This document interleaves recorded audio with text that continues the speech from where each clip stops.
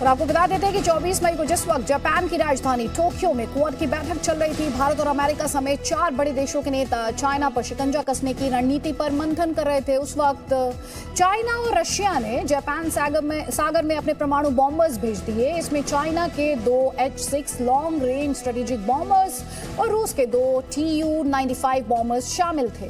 इनके साथ कई फाइटर विमान भी शामिल थे जिन्हें इन बॉम्बर्स की सुरक्षा की जिम्मेदारी दी गई थी। और इसके बाद जापान और दक्षिण कोरिया को भी अपने लड़ाकू विमान भेजने पड़े।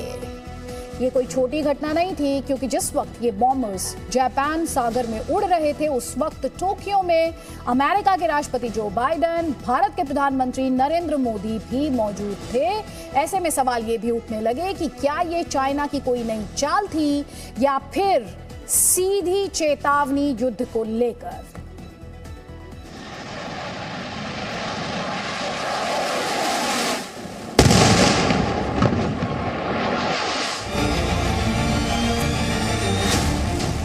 बाइडेन के सिर पर रूस और चीन के बॉम्बर्स,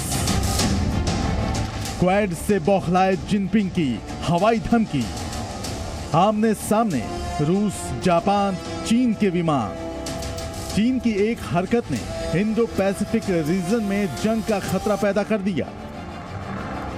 उसके बॉम्बर उड़ते हुए जापान के बेहद करीब पहुंच गए, वो भी तब जब वहां अमेरिका के राष्ट्रपति जो बाइडेन और भारत के पीएम नरेंद्र मोदी मौजूद थे। बॉम्बर्स को आता देख जापान के लड़ाकू विमान भी अलर्ट हो गए। आसमान में महायुद्ध जैसे हालात बन गए। जब ये बॉम्बर जापान के एयर स्पेस के बेहद करीब उड़ान भर रहे थे, ठीक उसी वक्त पीएम मोदी, बाइडेन, जापान और ऑस्ट्रेलिया के प्रधानमंत्री बैठक कर रहे थे। यानी नाम के लिए तो रूस और चीन का सैन्य अभ्यास था, लेकिन इसकी टाइमिंग कुछ ऐसी थी कि पूरी दुनिया पर एक नई जंग का खतरा मंडराने लगा।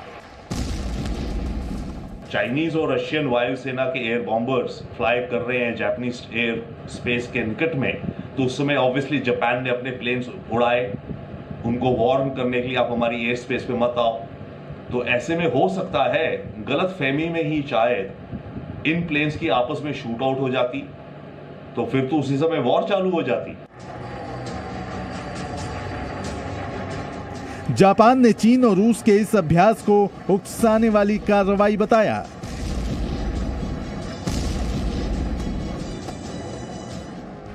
रूस और चीन ने ये सब कुछ जानबूझकर ऐसे वक्त में किया है जब टोक्यो में प्रधानमंत्री नरेंद्र मोदी, राष्ट्रपति जो बाइडेन, ऑस्ट्रेलिया के नए चुने गए नेता एंथनी एल्बनीज मीटिंग कर रहे थे।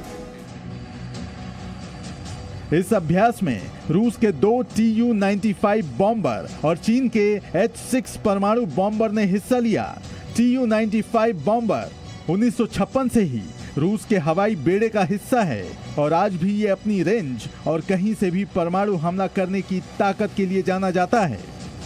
4 इंजन वाला ये विमान एक बार में 15,000 किलोमीटर तक उड़ान भर सकता है और ये बम वर्षक दुश्मन के ऊपर बमबारी के साथ परमाणु बम भी गिरा सकता है। लेकिन इसकी सबसे बड़ी ताकत है इसमें मौजूद क्रूज मिसाइल्स, जिनके जरिए ये बम वर्षक दुश्मन के एयर स्पेस में घुसे बिना ही उस पर परमाणु हमला कर सकता है। इसी तरह H-6 चीन का बेहद खतरनाक बॉम्बर है। इस बम वर्षक को खास तौर पर दुश्मन देश के जंगी जहाजों और एयरक्राफ्ट कैरियर को तबाह करने के लिए ही डिजाइन किया गया है। इसमें कई तरह की एंटी शिप मिसाइलें तैनात हैं। इसके अलावा ये बॉम्बर परमाणु हथियारों से लैस मिसाइलें भी दाग सकता है। चीन इस इलाके को अपनी जागीर समझता है और इस अभ्यास के जरिए उसने अमेरिका ही नहीं, भारत को भी यही संदेश देने की कोशिश की। लेकिन उसके साथ रूस की मौजूदगी भारत के लिए भी चिंता का विषय है, क्योंकि जब जापान के सागर के ऊपर रूस के बम वर्षक उड़ रहे थे, तब टोक्यो में भारत के प्रधानमंत्री नरेंद्र मोदी भी मौजूद थे। तो एक तरह से तो ये बहुत बड़ा सिग्नल है क्वाड के देशों को कि भाई देखिए, चाइना और रशिया कंबाइंड है स्ट्रेटेजिकली ईस्ट एशिया में, तो भारत के लिए तो ये बड़ा सिग्नल है ना, अगर रशिया चाइना के साथ दोस्ती बढ़ा रहा है, जॉइंट मिलिट्री एक्सरसाइजेस कर रहा है दूसरों को धमकाने के लिए। चीन इस अभ्यास को रूटीन एक्सरसाइज बता रहा है। उसकी दलील है कि इस अभ्यास का समय पहले से ही तय था और ये किसी देश के खिलाफ नहीं है। 5月24日，中俄两国空军实施2022年度例行性联合空中战略巡航，这是自2019年以来两国空军联合实施的第4次战略巡航，目的是检验提升两国空军协作水平。 लेकिन इस युद्धाभ्यास की टाइमिंग को रूस और चीन का दुनिया को चैलेंज माना जा रहा है।